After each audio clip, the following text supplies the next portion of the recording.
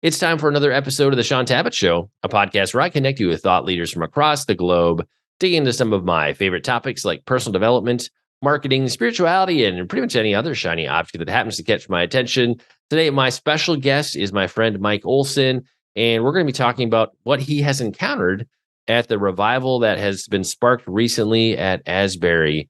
Mike, it's always a joy to see you, my friend. Welcome to the show. Hey, thanks for having me, Shaun. I really appreciate it. Yeah. Let's get into your a truncated version of your origin story. I know some of you watching and listening to this, you've already met Mike because Randy and I have interviewed Mike on Two Christian Dudes. I've shared some of the content with Mike in some of my other channels, but this is the first time Mike is solo on this particular podcast, the Shaun Tabatt Show. And so I think the place I'd love to begin, Mike, is just have you share a little bit of your story. If you want to hear more of Mike's story, look him up on social media, look up Two Christian Dudes, Mike Olson. You'll be able to listen to like an hour-long conversation that Randy Kay and I had with Mike. But Mike, for the person who is encountering you for the first time and just has no context for you or your journey, introduce yourself. Tell us a few things we need to know about you. Sure. So I started out in the ministry actually as an Assembly of God pastor, and then jumped the fence to become an Anglican priest, a charismatic Anglican priest. So go figure, when God just tells you to do something, you do it. So anyway, during that journey here in Louisville, Kentucky, I became deathly ill. I had a terminal lung disease called idiopathic pulmonary fibrosis. And during that time, I was on oxygen 24/7. And it got to the point where I was waiting on a transplant list, double lung transplant list. And I finally got that call and proceeded to get my new lungs. But I died on the transplant table. The doctor took the clamp off too early and I bled out. And during that experience, and I went to heaven and I got to meet my organ donor. And in doing so, God really just gave me a supernatural grace to, when I came back, to experience him even in a deeper way. And it's just been an amazing journey. Well, like I said, and I'll link to this in the show notes. If you want more of Mike's story, I'll link to a few different videos and podcasts so you can hear more of his journey. Mike is the only person Randy and I have encountered to date, as far as I know, who's actually had an experience of meeting an organ donor in heaven. I'm not aware of anybody else. That's a very unique beat of Mike's journey, Mike's story.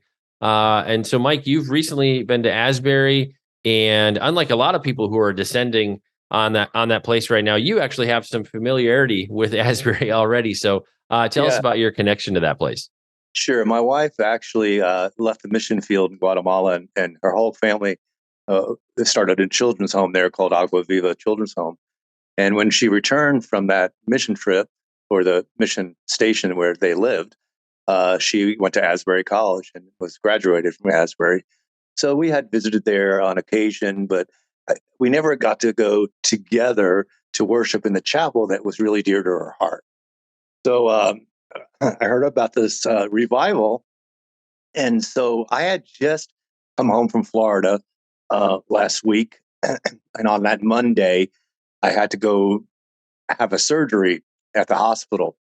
So normally when I have this surgery on my bronchial tubes, I kind of lay low for about 3 days. And it takes a lot out of me. But the next morning on Tuesday, February 14th, the Lord said, Mike, I want you to go to the Asbury Revival. So I told my wife, I don't know what I'm doing here because I'm usually in bed recovering. But the Lord told me to go to Asbury. So guess what, honey? We're going to Asbury. I'm going to finally be able to worship in the chapel of your university. And so let's go. So we rented a car and drove over, and reminiscing a lot about her days at Asbury. And we pull up near the school, and you can actually feel a shift in the atmosphere. You could just feel something electrifying in the atmosphere as you were driving up to the college. And so we didn't know where to park. We didn't know where we were going to go, but because the place was packed, and we got there in the afternoon, I guess, on that Tuesday. And so we drove around by the admissions building and parked there because there was a handicap space. And I have a service dog that I travel with. And so anyway, we got a parking space. went to the back of the chapel because there was no ramp for me to bring the stroller that I bring my dog with. Anyway, went up to the back of the chapel, and of course I wear a clerical collar. I don't wear it all the time, but sometimes I do. When the Lord directs me to, dress like that, I do. So anyway, so I walked in the back, and it was like there was no problem. I just walked right into the back and walked right into the chapel. I said, "This is pretty easy, God." So because it was packed and there was lines of people trying to get in. It wasn't like I was trying to sneak in. It was just like God just parted the waters for me to get in there. So as soon as we got into the sanctuary, though, I was like just overwhelmed with the incredible glory of the Lord. It was just so tangible. I mean, it just like immersed you as soon as you stepped into the chapel. And so I've been to other revivals, Brownsville, and this was so different. I can't explain. Just as soon as I stepped foot, it was holy ground. It was just so amazing. So we're sitting there, and I'm looking at these college students, and they are just raptured in joy, raptured in the presence of the Lord, and they were hugging each other and praying for each other at the altar. And for me, I really, it was something to see the altar being open. A lot of churches don't use the altar any longer. They don't have altar calls. They don't, anyway, to see that, it really touched my heart. So we were there worshiping with the students, and the presence of God was so strong. And all I can explain how it felt, it was like holy oil. It was like holy love, liquid love just being poured out upon us. And I looked to my left, to my right, everywhere I looked up in the balcony, and people were just so full of joy. And it was like not manufactured joy. It was not hyped up. It was like there was no screen with words on it, first of all. There was nobody leading the meeting. And in fact, later on, one of the staff at Asbury said, "We don't have any celebrities here. The only celebrity here is Jesus." And so we were just like, yes, this is what revival should be. So there was no special program. There wasn't anyone promoting themselves. So it was such a different atmosphere for a revival. And it was just sweet songs by students that got up there in a handful to lead us in worship. And then they had testimony time. So when I was there, they asked whoever, was touched or, wanted to share something. So I got up and got in the line, just as a few people in the line on my side of the sanctuary. And so I told my wife, I think I'm supposed to say something. So I got in line, and of course, I had a clerical collar on. No one else that I saw in the room did. So I kind of stood out. But anyway, I just said to the students simply this. I said, listen, my wife has graduated from Asbury here. She always wanted me to worship in the sanctuary. I said, I am honored to be able to worship in this sanctuary with my new lungs. And I said, I died and went to heaven and got to meet my organ donor. And I said, what I experienced in heaven during that time, uh, during my near-death experience or death experience, because I actually did die, what I felt there in heaven is in this place. The glory, the majesty, I can't explain what I had experienced in heaven. It all came flooding back because it was right there in that room, and that's all I said. And I sat down and really just kind of soaked in, prayed with my wife at the altar, and I didn't really think of much that day. But the next day, I had someone who had seen my testimony call me and say, "I'm going to Asbury today. Would you like to come with me?" And my wife goes, "I wanted you to go back." So I went back the next day on that Wednesday. And the president of Asbury pulled me aside and he said, "Mike, I really want to thank you for sharing your testimony yesterday because it really meant a lot to the students." And, that really did my heart really good. But what was unique about the revival was this: they would give just little directive every once in a while. They were worship time, then there was testimony time. A lot of people were getting delivered, set free from um, addiction, from pornography, just a host of things, and they were unashamed. Just, this is what I'm dealing with. God has set me free. But what I really appreciated about what I saw there was no cameras in people's faces, right? There wasn't the normal, hey, let's capture a moment. Let's, you know, uh, monopolize on this. It was just them and God and us observing their repentance. And it was a breath of fresh air. But blank, just it was just so intense that there was no expectation of, oh, I have a camera on me, I have a microphone stuck in my face. It was just pure. It was family time. You just loved everybody in the room. We were all family. We were all praying for each other. So we got into little circles of groups. They would give directive like, how's your soul doing today? And we'd all turn to each other and ask, how are you doing today? And we'd just pray over each other. And it was beautiful because the older generation was praying for the younger generation. And the younger generation were laying hands on the older generation. And this is like something I longed for to see. This generation, you know, God's grabbed a hold of them. And they don't want the gimmicks. They don't want the hype. They want pure revival. They want God to move on hearts and minds and to see people delivered and set free. There's always people there who want to take advantage. And, I saw some videos where, they were trying to focus on one thing that happened there. And people are just so addicted to manifestations or, different things they want to highlight in a revival. But you know what? It was all Jesus there. It was all Jesus. He was the main focus. In fact, one of the staff members from Asbury got up and said, "You know what? There's no celebrity here. It's Jesus. He's here in our midst, and let's honor that." He asked us not to do live streaming. He asked us not to, he even one of the things that came out of that was Tucker Carlson from Fox News wanted to come there, and they said, "Please don't." They don't want media there. They don't want it to have a three-ring circus. It's such a holy moment that they don't want that. They have enough, just to be known by God is enough. To be famous enough because you are known by God. So it was beautiful, man. In fact, days after I returned, I had gone with a group of young men, and here I'm the old dude in the pickup truck, right? And to see these young men really on fire, and they're texting me days after, going, "I'm still feeling this like lingering love. I'm still feeling this power on my life." This one guy goes, he has a painting job, and he goes, "Man, Mike, I can't even work. I worked about 3 hours today." He goes, "I just keep getting visions and things happening in my mind. Is this normal?"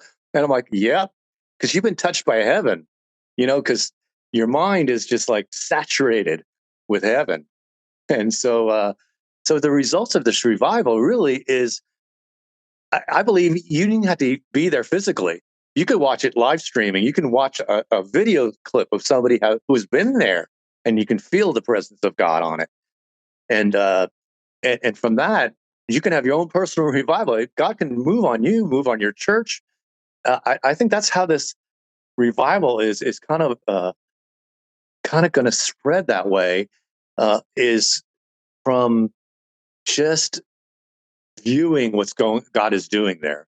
I can't explain it. It's like none other revival that I've ever been to. I also broke protocol. They had prayer teams and from Asbury. They had their little prayer team badges, whatever. But this girl walked in with oxygen, and I couldn't help myself.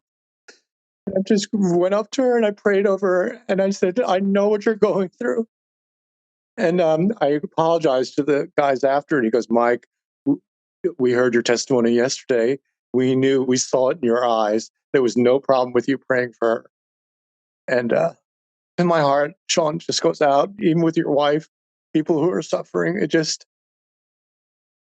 I don't know. God's given me a heart.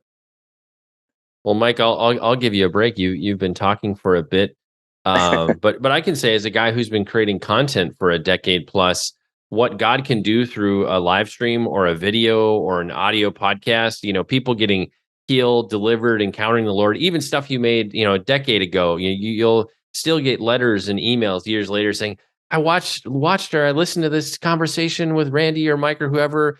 And that prayer you prayed, it was for me, and it healed my this, or it transformed my that, and Yeah.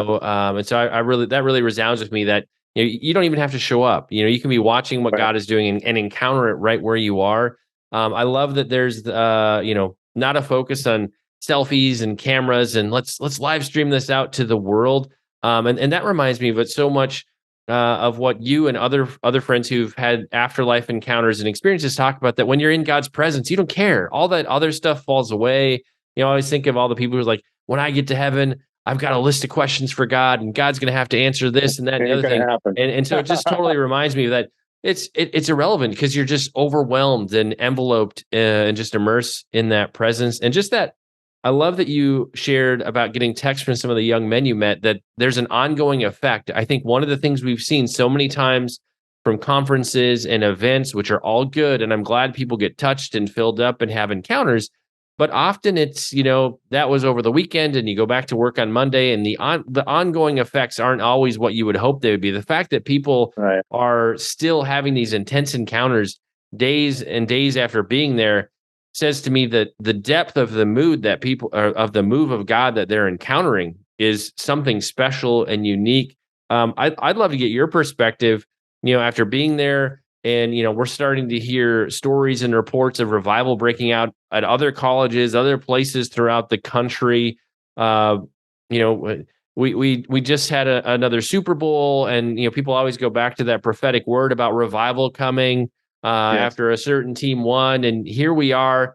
Interestingly enough, seeing revival break out right after the Super Bowl. Right. What do you think God is doing? Like this appears to be kind of a wave that's cascading across the land. Yeah. You know what?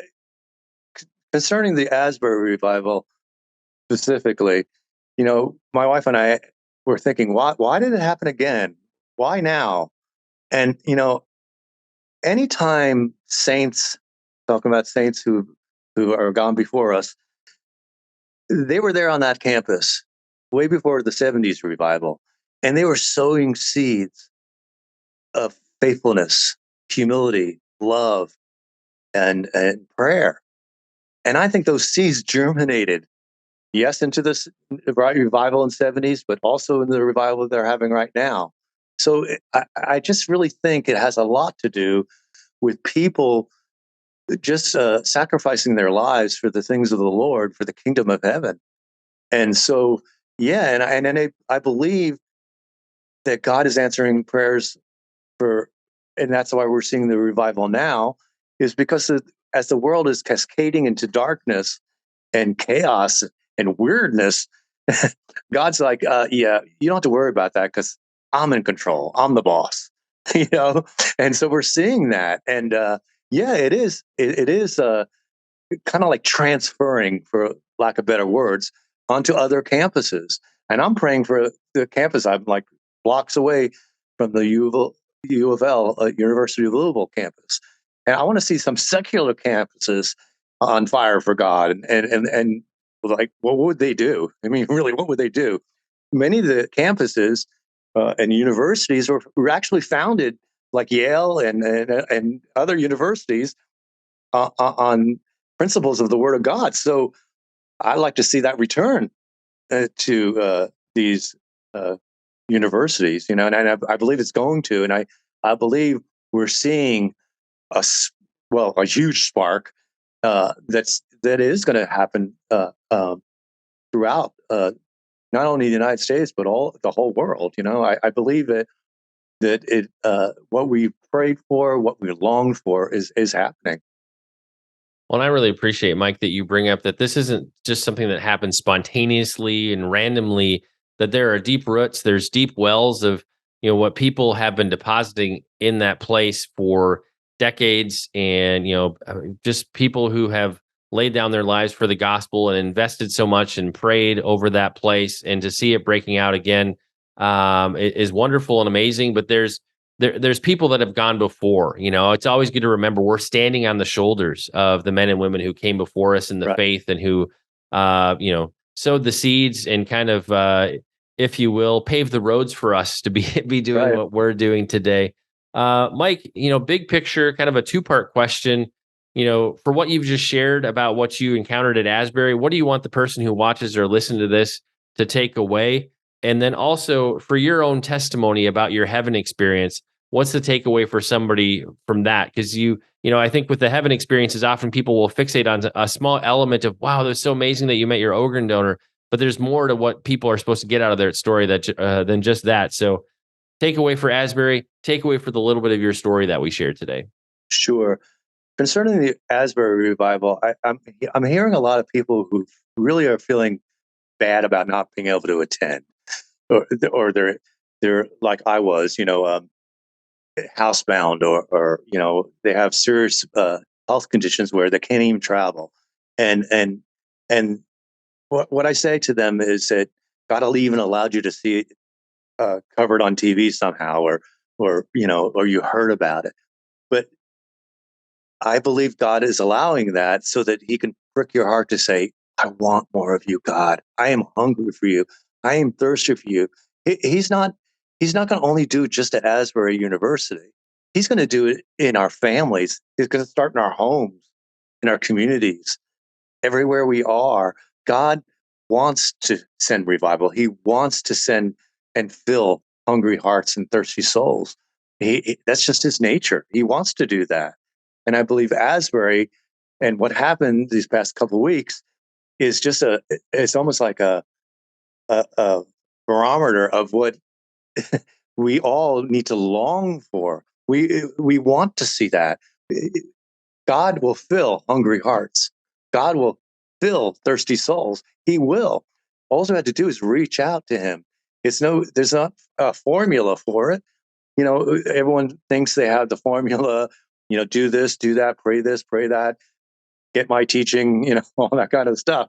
But really, it's just simply coming before the Lord and say, God, I've been dry. God, I think of Charles Finney, where he said to plow up the ground, your fallow ground, plow it up. Do whatever you have to do to say, God, I've been in a dry place. God, I've been in in a kind of a lazy Christian place, and I need you. I need you more. It's not, it's not about reading your Bible more, praying more. It's about seeking His face. Those things are good, but I'm saying just to get before Him, get rid of all the distractions, and just get before Him and say, God, I need a personal revival. I need you to come and fill me once again. We get this mistake where we're filled with the Holy Spirit. Keeps on. The Scripture actually says keep being filled. Keep being filled.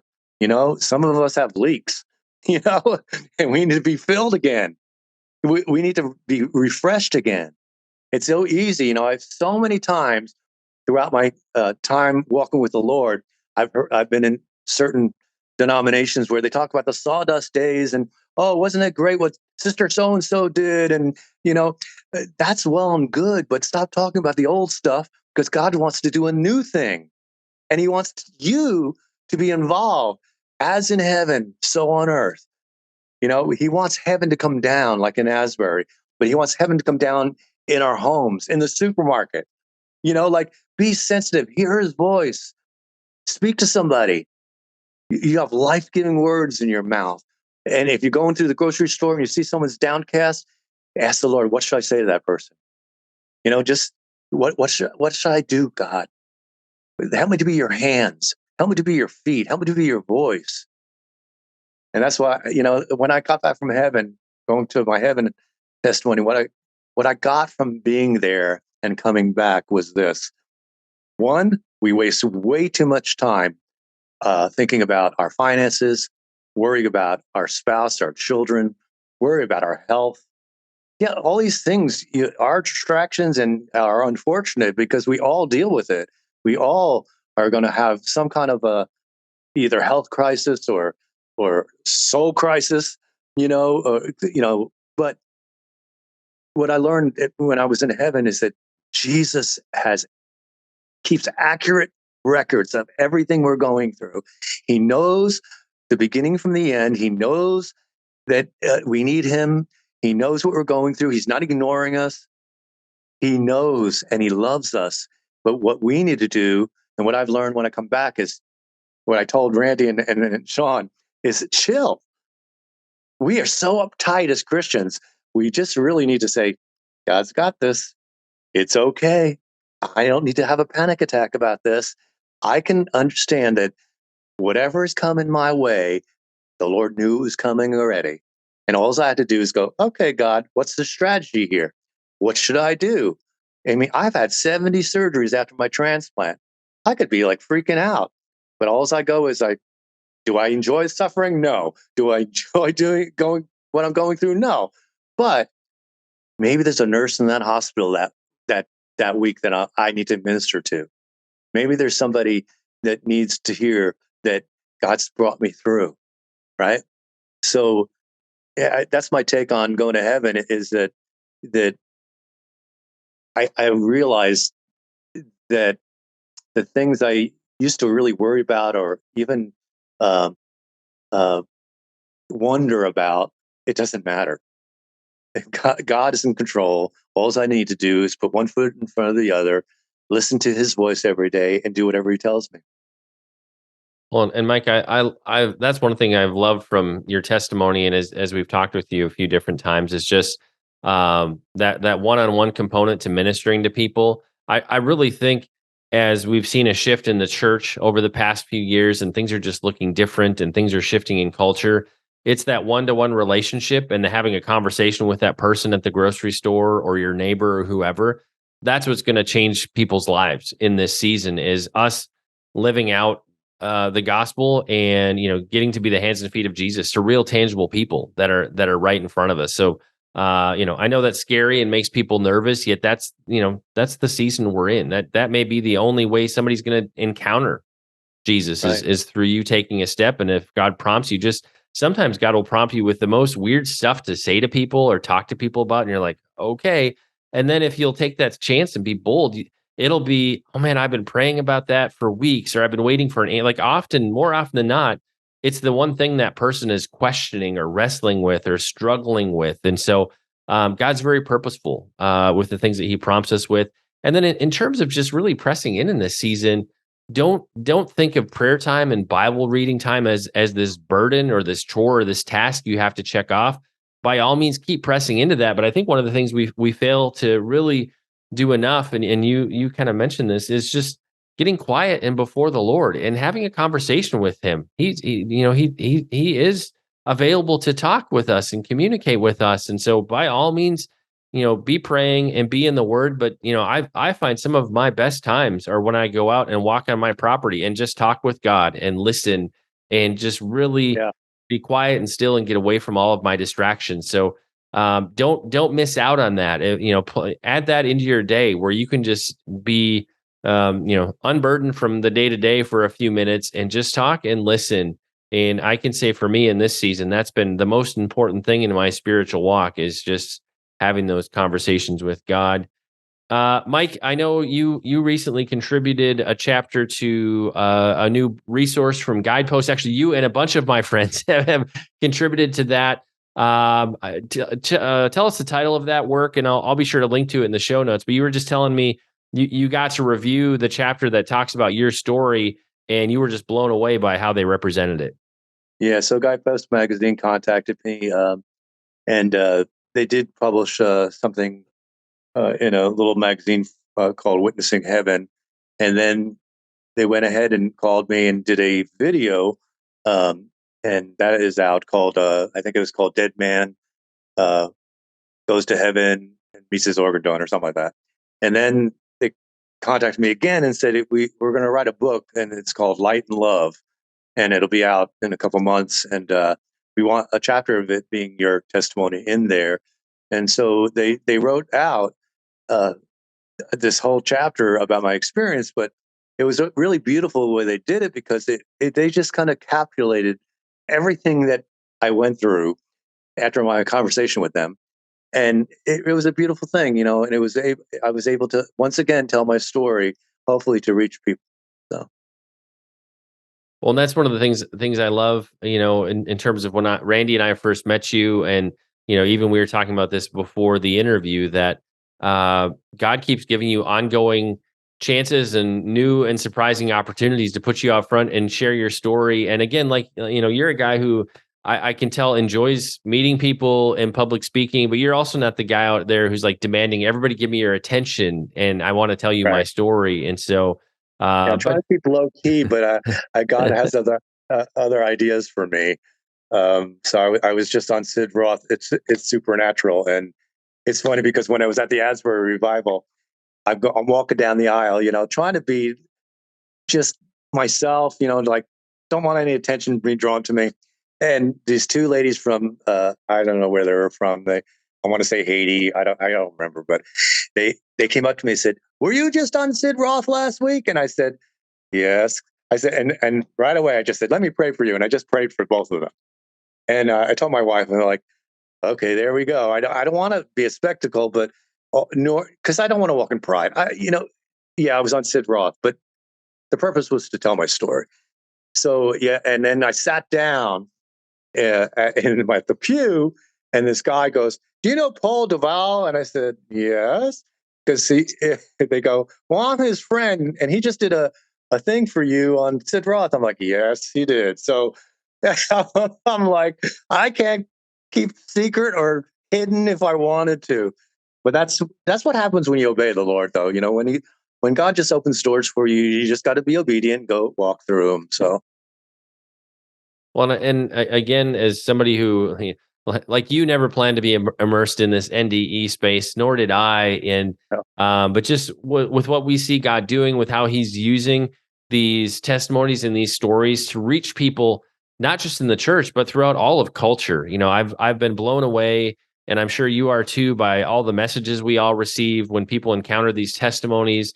yeah, People tangibly reach out and say, "I got healed, I got delivered." I yes, encountered the Lord. It changed my life. And, for all of us who've done interviews and content through the years, we're literally making conversations like we always have for, for a long time.